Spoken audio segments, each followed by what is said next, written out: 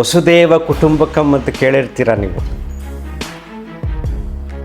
ಶ್ರೀಕೃಷ್ಣ ಹೇಳಿದ್ದು ಟ್ರಂಪ್ ಮಾಡಿದಂಥ ನಿರ್ಧಾರಗಳಿಂದ 20 ಲಕ್ಷ ಕೋಟಿಯಷ್ಟು ಹಣ ಕಳ್ಕೊಂಡಿದ್ದಾರೆ.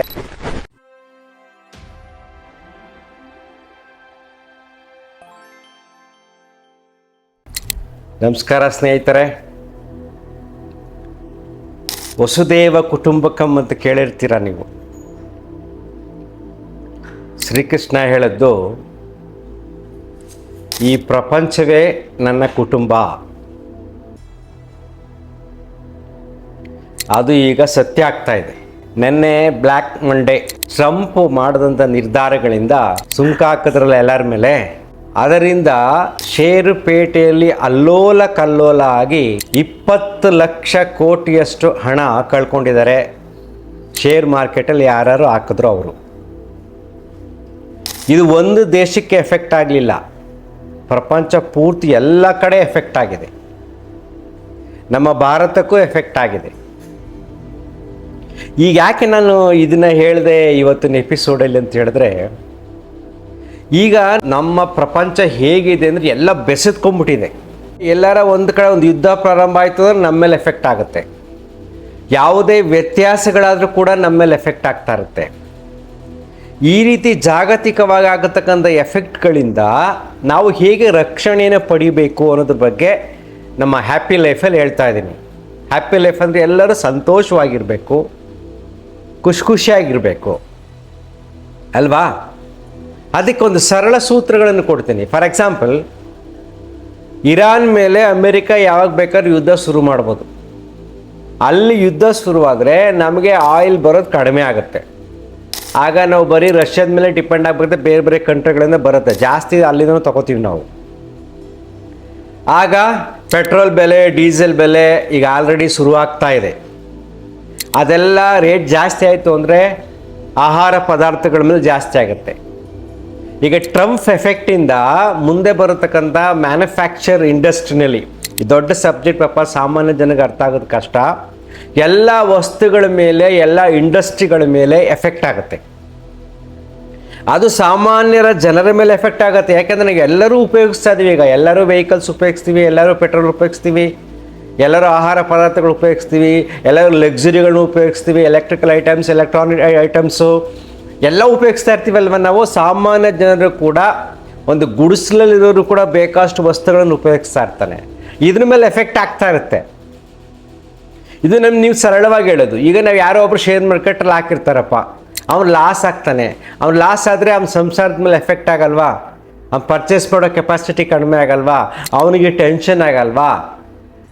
ಸೊ ಅಲ್ಲಿ ಇವನಿಗೆ ಲಾಸ್ ಆದರೆ ಕಂಪ್ನಿಗೆ ಲಾಸ್ ಆಗುತ್ತೆ, ಆ ಕಂಪ್ನಿ ಮ್ಯಾನುಫ್ಯಾಕ್ಚರ್ಗೆ ಲಾಸ್ ಆಗುತ್ತೆ, ಆ ವಸ್ತುಗಳ ಬೆಲೆ ಹೆಚ್ಚು ಕಡಿಮೆ ಆಗುತ್ತೆ. ಸೊ ಈ ದೊಡ್ಡ ಎಕಾನಮಿ, ಇದ್ರ ಬಗ್ಗೆ ಬೇಡ. ಸೊ ಎಲ್ಲ ಜಾಗತಿಕವಾಗಿ ಉಂಟಾಗತಕ್ಕಂಥ ಸಮಸ್ಯೆಗಳಿಗೆ ಈಗಿನ ಕಾಲಘಟ್ಟದಲ್ಲಿ ನಾನು ಹೇಳ್ತಾ ಇರೋದು, ಈಗ ಫ್ರಮ್ ಟುಡೇ, ನೆನ್ನೆಯಾದ ಘಟನೆಯಿಂದ ಈಗ ನಾವು ಮುಂದೆ ಬರುವ ಘಟನೆಗಳ ಬಗ್ಗೆ ಸ್ವಲ್ಪ ಎಚ್ಚರಿಕೆಯಿಂದಿರಬೇಕು. ಮಧ್ಯಮ ವರ್ಗದವರು, ಸಾಮಾನ್ಯ ಜನರು, ಯುವಕರು. ಅದಕ್ಕೋಸ್ಕರ ಈ ವಿಡಿಯೋ. ಏನು ಎಚ್ಚರಿಕೆ? ಮಧ್ಯಮ ವರ್ಗದವರು ಎಚ್ಚರಿಕೆ, ಸೇವಿಂಗ್ಸ್ ಕಡೆ ಇರಬೇಕು. ಹಣಕಾಸನ್ನು ಉಳಿಸುವ ಕಡೆ ಮುಖ್ಯವಾಗಿ ಗಮನ ಹರಿಸ್ಬೇಕು. This is an earning. ಅಂದರೆ ಈಗ ಮದುವೆ ಮಾಡ್ತೀರ ಅಂತ ಇಟ್ಕೊಳ್ಳಿ, ದುಂದು ವೆಚ್ಚ ಮಾಡಬೇಡಿ. 5 ಲಕ್ಷ ಖರ್ಚು ಮಾಡಿ ಮದುವೆ ಮಾಡೋರು 1 ಲಕ್ಷದಲ್ಲಿ ಮುಗಿಸಿ. 10 ಲಕ್ಷ ಖರ್ಚು ಮಾಡೋರು 2 ಲಕ್ಷದಲ್ಲಿ ಮುಗಿಸಿ. ಹಣ ಉಳಿಸಿ, ಇದು ತುಂಬ ಮುಖ್ಯ. ಇವಾಗ ಹಣ ಉಳಿಸುವ ಕಲೆಯನ್ನು ಇವಾಗ ಕಲಿಬೇಕು. So next is very very important. ಸಣ್ಣ ಪುಟ್ಟ ವಿಚಾರಗಳಿಗೆ ತಲೆ ಕೆಡಿಸ್ಕೊಂಡು ಪೂಜೆ ಪುನಸ್ಕಾರಗಳಿಗೆ ದುಂದು ವೆಚ್ಚವನ್ನು ಮಾಡಬೇಡಿ. ಈಗ ನಂಗೆ ತುಂಬ ಜನ ಫೋನ್ ಮಾಡಿರ್ತಾರೆ, ಯಾರ್ಯಾರ್ದೋ ಮಾತು ಕಟ್ಕೊಂಡು ಏನೇನೋ ಕೆಟ್ಟದಾಗಿದೆ ಅಂದ್ಬಿಟ್ಟು ಆ ಪೂಜೆ ಈ ಪೂಜೆ ಅಂತ 10,000, 15,000, 20,000 ಹಿಂಗೆ. ಕೆಲವು ಜ್ಯೋತಿಷಿಗಳು, ಟಿ ವಿಗಳಲ್ಲಿ ಜ್ಯೋತಿಷಿಗಳು ಮತ್ತು ಕೆಲವಾರು ವಿಚಾರವಾದಿಗಳು ಈ ಪೂಜೆ ಪುನಸ್ಕಾರದ ಬಗ್ಗೆ ಸಂಬಂಧಪಟ್ಟವ್ರ ಬಗ್ಗೆ ಹೇಳೋದು. ಅವ್ರ ಕನ್ಸಲ್ಟೇಷನ್ ಫೀಸೇ 2,000 ರೂಪಾಯಿ ಇರುತ್ತೆ, 5,000 ಇರುತ್ತೆ. ಪೂಜೆ ಮಾಡೋಕ್ಕೆ 10,000, 15,000, 50,000 ಹಿಂಗೆಲ್ಲ ಚಾರ್ಜ್ ಮಾಡ್ತಾರೆ. ಈ ಥರದ ವಿಷಯಗಳ ಕಡೆ ಗಮನ ಹರಿಸಬೇಡಿ. ಯಾಕೆಂದರೆ ಇವೆಲ್ಲದಿಂದ ಸಮಸ್ಯೆ ಪರಿಹಾರವಾಗುವುದಿಲ್ಲ. ಇದು ಜಾಗತಿಕ ಸಮಸ್ಯೆ, ಮುಂದೆ ಜಾಸ್ತಿ ಬರುತ್ತೆ. ಪ್ರಾಕೃತಿಕ ಸಮಸ್ಯೆ ಮುಂದೆ ಜಾಸ್ತಿ ಬರುತ್ತೆ. ವಿಕೋಪಗಳು ಜಾಸ್ತಿ ಆಗ್ತಾ ಇದೆ. ಪ್ರಕೃತಿಯಲ್ಲಿ ಬೇಕಾದಷ್ಟು ಬದಲಾವಣೆಗಳಾಗ್ತಾ ಇದೆ. ಈ ಬದಲಾವಣೆಯ ಪರ್ವವನ್ನು ಯಾರೂ ನಿಲ್ಲಿಸೋಕ್ಕಾಗೋದಿಲ್ಲ. ಯಾರೂ ಪ್ರವಾಹ ನಿಲ್ಲಿಸೋಕ್ಕಾಗಲ್ಲ, ಯಾರೂ ಭೂಕಂಪ ನಿಲ್ಲಿಸೋಕ್ಕಾಗಲ್ಲ. ಈ ದಿಶೆಯಲ್ಲಿ ಯೋಚನೆ ಮಾಡಿದಾಗ ಜಾಗತಿಕ ಸಮಸ್ಯೆ ಆದ್ದರಿಂದ ಈ ಸಮಸ್ಯೆಗಳು ಬರ್ತಾ ಇರ್ತವೆ. ಅದಕ್ಕೋಸ್ಕರ ಪೂಜೆ ಪುನಸ್ಕಾರಗಳಿಗೆ ಹಣವನ್ನು ಖರ್ಚು ಮಾಡಬೇಡಿ. ತೀರ್ಥಯಾತ್ರೆಗೆ ಹೋಗುವುದ್ರ ಬಗ್ಗೆ ಖರ್ಚು ಮಾಡಬೇಡಿ. ಹಣವನ್ನು ಉಳಿಸಿ. ಮತ್ತು ಲಕ್ಸುರಿ ಕಡೆ ಜೀವನ ಮಧ್ಯಮ ವರ್ಗದವ್ರಿಗೆ ಹೇಳೋದು, ಹಣ ಇರೋರು ಹೇಗೋ ಮಾಡ್ಕೋತಾರೆ. ಈ ಕರಪ್ಷನ್ ಮಾಡಿರೋರು, ದುಡ್ಡು ಹೊಡೆದಿರೋರು, ಸಡನ್ನಾಗಿ ಕಷ್ಟಪಟ್ಟವ್ರು ದುಡ್ಡು ಸಡನ್ನಾಗಿ ಬರಲ್ಲ. ಏನೇನೋ ಮಾಡಿರೋರು ಮಾಡ್ಕೊತಾರೆ.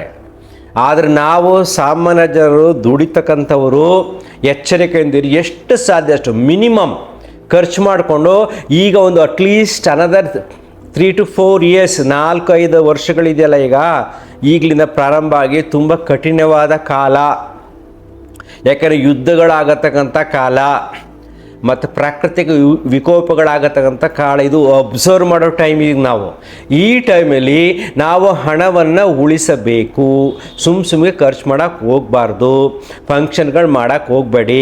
ಮಕ್ಕಳಿಗೋಸ್ಕರ ಬರ್ತ್ಡೇ ಮಾಡಿ ಹಣ ಖರ್ಚು ಮಾಡೋಕ್ಕೆ ಹೋಗಬೇಡಿ. ಇರೋರು ಬೇಕಾದ್ರೆ ಮಾಡ್ಕೊಳ್ಳಿ, ಇಲ್ಲದವರು ಸುಮ್ಮನೆ ಇರಿ. ಎಷ್ಟೋ ಜನ ಹಿಂದಿನ ಕಾಲದ ಯಾವ ಬರ್ತ್ಡೇನೂ ಇರಲಿಲ್ಲ. ಈಗ ಮದುವೆ ಮಾಡೋಕ್ಕೆ ಹೋದರೆ ಎಂಗೇಜ್ಮೆಂಟ್ ಅವಶ್ಯಕತೆ ಇಲ್ಲ. ಮಾತುಕತೆ ಮಾಡಿ ಮುಗಿಸ್ಕೊಂಡು ತಾಂಬೂಲ ತಗೊಂಡು ಸಿಂಪಲ್ ಸರಳ ವಿವಾಹ ಮಾಡಿ ರಿಜಿಸ್ಟರ್ ಮಾಡಿ. ನೋಡಿ, ಹಿಂಗೆ ಯೋಚನೆ ಮಾಡಬೇಕು. ಒಂದು ಮದುವೆಗೆ ರೇಷ್ಮೆ ಸೀರೆ ತೊಗೋಬೇಕು ಅಂದರೆ 15,000 ರೂಪಾಯಿ ಬೇಕಾಗಿಲ್ಲ.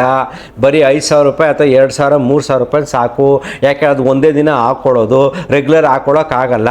ಬೇಕಾದರೆ 3,000 ರೂಪಾಯಿ ರೇಷ್ಮೆ ಸೀರೆ ತಗೊಂಡು ಇನ್ನೊಂದು 5,000 10,000 ಬೇಕಾದ್ರೆ ಒಳ್ಳೊಳ್ಳೆ ಚೂಡಿದಾರಗಳು ಸಣ್ಣ ಪುಟ್ಟ ಸೀರೆ ತೊಗೊಂಡ್ರೆ ನೀವು 5-6 ವರ್ಷ ಅದರಲ್ಲೇ ಮೇಂಟೈನ್ ಮಾಡ್ಬೋದು. ಯಾಕೆ ರೆಗ್ಯುಲರಾಗಿ ನಾವು ಯೂಸ್ ಮಾಡತಕ್ಕಂಥ ಬಟ್ಟೆ ಮುಖ್ಯ. ಯಾವತ್ತೋ ಒಂದಿನ ಹಾಕ್ಕೊಂಡ್ಬಿಟ್ಟು 20,000 ರೂಪಾಯಿ ಸೀರೆ ಹಾಕ್ಕೊಂಡು ಒಂದಷ್ಟು ಫೋಟೋ ತೆಗೆಸ್ಕೊಂಡ್ಬಿಟ್ಟು ಮೂಲ ಇಟ್ಬಿಡೋದಲ್ಲ. ಹೀಗೆ ಪ್ರಾಕ್ಟಿಕಲ್ ಥಿಂಕಿಂಗ್ ಮಾಡಬೇಕು ನಾವು. ಪ್ರಾಕ್ಟಿಕಲ್ ಥಿಂಕಿಂಗ್ ಮಾಡಿ ಎಷ್ಟು ಸಾಧ್ಯವೋ ಅಷ್ಟು ಹಣಕಾಸನ್ನು ಉಳಿಸುವ ಕಡೆ ನಾವು ಗಮನ ಹರಿಸಿದ್ರೆ ಒಂದು 4-5 ವರ್ಷ ಸೇಫಾಗಿರ್ತೀವಿ. ಆಗ ನಿಮಗೆಲ್ಲ ಈ ಪ್ರಾಪಂಚಿಕ ವಿದ್ಯಮಾನಗಳ ವ್ಯತ್ಯಾಸಗಳ ಅರಿವು ನಿಮಗಾಗುತ್ತೆ ಗಮನಿಸ್ತಾ ಇದ್ದಾಗ. ಆಮೇಲೆ ಎಲ್ಲೆಲ್ಲಿ ಇನ್ವೆಸ್ಟ್ಮೆಂಟ್ ಮಾಡಬೇಕು ನಿಧಾನ ಮಾಡ್ಬೋದು. ಈಗ ಯಾವುದೇ ರೀತಿಯಾದ ಇನ್ವೆಸ್ಟ್ಮೆಂಟ್ಗಳನ್ನು ಮಾಡೋಕ್ಕೆ ಹೋಗಬೇಡಿ. ಬ್ಯಾಂಕು, ಪೋಸ್ಟ್ ಆಫೀಸು ಈ ಕಡೆ ಸೆಕ್ಯೂರಾಗಿ ನೀವು ಹಣವನ್ನು ಸೇವ್ ಮಾಡಿಕೊಡಿ. ಯಾವುದೇ ಕಾರಣಕ್ಕೂ ಬಡ್ಡಿ ಕೊಡೋಕ್ಕೆ ಹೋಗಬೇಡಿ. ಅರ್ಥ ಆಯ್ತಾ? ಭಗವಂತ ಅನ್ನತಕ್ಕಂಥ ಸತ್ಯವನ್ನು ಅರ್ಥ ಮಾಡ್ಕೊಳ್ಳಿ. ದೇವರಿಗೆ ಏನೂ ಬೇಕಾಗಿಲ್ಲ. ನಾನು ಪದೇ ಪದೇ ಎಲ್ಲ ವೀಡಿಯೋಗಳನ್ನು ಹೇಳ್ತಾನೇ ಇರ್ತೀನಿ. ದೇವರನ್ನು ಅರ್ಥ ಮಾಡ್ಕೊಳ್ಳೋದು 1-2 ದಿನದಲ್ಲಿ ಸಾಧ್ಯವಿಲ್ಲ. ತುಂಬ ಅಧ್ಯಯನ ಮಾಡಿರಬೇಕು, ತುಂಬ ಜನಗಳನ್ನು ನೋಡಿರಬೇಕು, ಮಠ ಮಂದಿರಗಳನ್ನು ಸುತ್ತಿರಬೇಕು, ಪ್ರಪಂಚವನ್ನು ಗಮನಿಸ್ತಾ ಇರಬೇಕು. ಇವೆಲ್ಲವನ್ನು ಗಮನಿಸಿದಾಗ ಭಗವಂತನ ಸತ್ಯ ಅರ್ಥ ಆಗುತ್ತೆ. ಭಗವಂತನಿಗೆ ಯಾವುದೂ ಬೇಕಾಗಿಲ್ಲ. ಅದನ್ನು ಶ್ರೀಕೃಷ್ಣ ಭಗವದ್ಗೀತೆಯಲ್ಲೇ ಆಗಲೇ ಹೇಳ್ಬಿಟ್ಟಿದ್ದಾನೆ. ಅರ್ಥ ಆಗ್ತಿದೆಯಾ? ಅಂದರೆ ಜ್ಞಾನದಲ್ಲೇ ಮೊದಲೇ ಹೇಳಿದ್ದಾರೆ, ಬಸವಣ್ಣವರು ಹೇಳಿದ್ದಾರೆ, ಮಹಾನ್ ಜ್ಞಾನಿಗಳೆಲ್ಲ ಹೇಳಿದ್ದಾರೆ. ದೇವರಿಗೆ ಏನೂ ಬೇಕಾಗಿಲ್ಲ, ಕೇವಲ ಪರಿಶುದ್ಧವಾದ ಮನಸ್ಸಿನಿಂದ ಭಕ್ತಿಯ ಪೂಜೆ ಸಾಕು. ಅದಕ್ಕೆ ಹೇಳ್ತಾ ಇರೋದು ನಾನು, ದೇವರಿಗೋಸ್ಕರ ಏನೂ ಖರ್ಚು ಮಾಡೋಕ್ಕೆ ಹೋಗಬೇಡಿ, ದೇವ್ರನ್ನ ಅರ್ಥ ಮಾಡ್ಕೊಳ್ಳಿ. ಅರ್ಥ ಆಗ್ತಿದೆಯಾ? ಇದೆಲ್ಲವನ್ನು ನಾವು ಗಮನಿಸಿದಾಗ ಮನಸ್ಸು ಶಾಂತವಾಗಿರುತ್ತೆ. ಈ ಸಮಾಜದಲ್ಲಿ ಈಗ ಬಂದಿರತಕ್ಕಂಥ ಮಹಾಭೂತವೇ ಮಾಧ್ಯಮಗಳು. ಬ್ರಹ್ಮ ರಾಕ್ಷಸ ಅಂತ ಕರಿತೀವಲ್ವಾ, ಈ ಮಾಧ್ಯಮಗಳಿಂದ ತುಂಬ ಭಯ ಹುಟ್ಟಿಸ್ತಕ್ಕಂಥ ವ್ಯಕ್ತಿಗಳು ತುಂಬ ಜನ ಇದ್ದಾರೆ. ನಿಮ್ಮಲ್ಲಿ ಭಯವನ್ನು ಉಂಟು ಮಾಡ್ತಾರೆ. ಮಾಧ್ಯಮದಿಂದ ನಾವು ಒಳ್ಳೆಯದನ್ನು ಕಲಿಬೋದು, ಕೆಟ್ಟದ್ದನ್ನು ಕಲಿಬೋದು. ಆದರೆ ಈ ಜಾಸ್ತಿ ಕೆಟ್ಟದನ್ನು ಬಿತ್ತವ್ರು ಜಾಸ್ತಿ ಆಗಿದ್ದಾರೆ. ಸೊ ಅದರಿಂದ ಎಚ್ಚರಿಕೆಯಿಂದಿರಬೇಕು. ಈ ಮಾಟ ಮಂತ್ರ ಪೂಜೆ ಪುನಸ್ಕಾರ ಅದು ಇದು ಕೆಟ್ಟ ಕಾಲ, ಆ ಕಾಲ ಈ ಕಾಲ, ಕಲ್ಕಿ ಅವತಾರ ಆ ಅವತಾರ ಈ ಅವತಾರ ಅಂದ್ಕೊಂಡು ನಿಮ್ಮನ್ನು ಎದುರಿಸ್ತಾ ಇರ್ತಾರೆ. ಆ ವಿಚಾರಗಳೇ ಗಮನ ಹರಿಸಬೇಡಿ. ಯಾಕೆಂದರೆ ಭಗವಂತ ಸರ್ವಶಕ್ತ. ನೀವು ನಂಬಿರ್ತಕ್ಕಂಥ ದೇವರನ್ನು ನಂಬಿ ನಿಮ್ಮ ಮನೇಲಿ ಪೂಜೆ ಮಾಡಿ ಸಾಕು. ಯಾವುದೇ ಖರ್ಚುಗಳು ಬೇಕಾಗಿಲ್ಲ, ಯಾವುದೇ ಶಾಸ್ತ್ರ ಪುರಾಣಗಳ ಅವಶ್ಯಕತೆ ಈಗಿಲ್ಲ. ಯಾಕಂದರೆ ಇದು ಈಗ ಒಂದು ಚೇಂಜ್ ಆಗೋ ಟೈಮ್. ಇದು ಯುದ್ಧಗಳು ಸ್ಟಾರ್ಟ್ ಆಗೋ ಟೈಮ್, ವಿಕೋಪಗಳು ಸ್ಟಾರ್ಟ್ ಆಗೋ ಟೈಮ್. ಎಚ್ಚರಿಕೆಂದಿರಿ. ಸುಮ್ಮನೆ ಖರ್ಚು ಮಾಡೋಕ್ಕೆ ಹೋಗಬೇಡಿ. ಯಾಕೆಂದರೆ ನಮ್ಮ ಜೀವನ ನಿಂತಿರೋದು ಸಾಮಾನ್ಯ ಅವಶ್ಯಕತೆಗಳಿಂದ. ಆಹಾರಗಳು, ಔಷಧಿಗಳು, ಸುತ್ತಮುತ್ತಲಿರತಕ್ಕಂಥ ಜನಗಳ ಸಂಪರ್ಕಗಳು ಇವು ತುಂಬ ಮುಖ್ಯ. ನಮ್ಮ ಮನೆಯವರು ಇವರೆಲ್ಲ ತುಂಬ ಮುಖ್ಯ. ಇದು ಸಾಮಾನ್ಯವಾದದ್ದು. ಇದಕ್ಕೆ ಹಣದ ಅವಶ್ಯಕತೆ ಇದೆ, ಲಕ್ಸುರಿಗೆ ಅವಶ್ಯಕತೆ ಇಲ್ಲ. ಆ ಲಕ್ಸುರಿ ಹಣವನ್ನು ಕಂಟ್ರೋಲ್ ಮಾಡ್ಕೊಳ್ಳಿ, ಕಾಪಾಡ್ಕೊಳ್ಳಿ, ಆಗ ಜೀವನ ಚೆನ್ನಾಗಿರುತ್ತೆ. That is called happy life.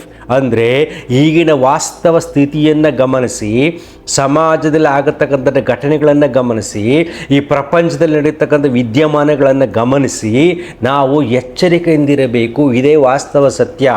ಈಗಿನ ಜ್ಞಾನ ಮುಖ್ಯ. ನಾವು ಸುಮ್ಮನೆ ಅಂದ್ಬಿಡ್ತೀವಿ ಟ್ರಂಪು ಅವನು ಇವನು ಅಂತ. ಅವ್ರೊಂದು ಸಣ್ಣ ನಿರ್ಧಾರ, ಮೋದಿ ಬಗ್ಗೆ ನಾವು ಸುಮ್ಮನೆ ಅಂದ್ಬಿಡ್ತೀವಿ, ಏನು ಮೋದಿಯಿಂದ ಏಕವಚನದಲ್ಲಿ ಮಾತಾಡ್ಬಿಡ್ತೀವಿ. ಮೋದಿಯವರು ಒಂದು ತಪ್ಪು ನಿರ್ಧಾರ ತಗೊಂಡ್ರೆ ಭಾರತದ ಮೇಲೆ ಎಫೆಕ್ಟ್ ಆಗುತ್ತೆ. ಟ್ರಂಪ್ ಒಂದು ನಿರ್ಧಾರದಿಂದ ಜಗತ್ತಿನ ಮೇಲೆ ಎಫೆಕ್ಟ್ ಆಗಿದೆ. ಯಾಕಂದರೆ ಅವರಷ್ಟು ಡೆವಲಪ್ ಆಗಿದ್ದಾರೆ, ನಾವೇನು ಆ ಮಟ್ಟಕ್ಕೆ ಹೋಗಿಲ್ಲ. ಅರ್ಥ ಆಗ್ತಿದೆಯಾ? ಸೊ ಎಲ್ಲರವನ್ನು ನಾವು ಗಮನಿಸಿ, ನಡೀತಕ್ಕಂಥ ವಿದ್ಯಮಾನಗಳನ್ನು ಗಮನಿಸಿ ಎಚ್ಚರಿಕೆಯಿಂದಿರಬೇಕು. ಇದು ಕಾಮನ್ ಸೆನ್ಸ್, ಸಾಮಾನ್ಯ ಜ್ಞಾನ. ಸ್ಪಿರಿಚುವಲ್ ನಾಲೆಡ್ಜ್ ಅಲ್ಲ. ಸ್ಪಿರಿಚುವಲ್ ನಾಲೆಡ್ಜ್ ಅಂದರೆ ಎಲ್ಲ ಬಿಟ್ಬಿಟ್ಟು ಸೈಲೆಂಟಾಗಿ ಇದ್ದುಕೊಂಡು ದೇವರೇ ನೀನು ಕಾಪಾಡಪ್ಪ, ಸತ್ತ ಮೇಲೆ ಸ್ವರ್ಗ ತೋರಿಸು ಅನ್ನತಕ್ಕಂಥ ಚಿಂತನೆಯಲ್ಲಿ ಕೆಲವಾರು ವಿಚಾರಗಳನ್ನು ಮಂಥನ ಮಾಡೋದು, ಅಧ್ಯಯನ ಮಾಡೋದು. ಏನು? ಸತ್ತ ಮೇಲೆ ಸ್ವರ್ಗದ ಸುಖದ ಕಲ್ಪನೆಯಲ್ಲಿ ಬದುಕನ್ನು ಸಾಗಿಸುವುದು ಆಧ್ಯಾತ್ಮ ಅಂತ ಕರಿತೀವಿ, ಬೇರೇನೂ ಅಲ್ಲ. ಸದ್ಯಕ್ಕೆ ವಾಸ್ತವದಲ್ಲಿ ಈಗ ಬದುಕಿ ಈ ಸತ್ಯವನ್ನು ಅರ್ಥ ಮಾಡ್ಕೊಳ್ಳಿ. ಅರ್ಥ ಆಯ್ತಾ? Thank you. ಅಂತರ್ಮುಖಿ ಸದಾ ಸುಖಿ.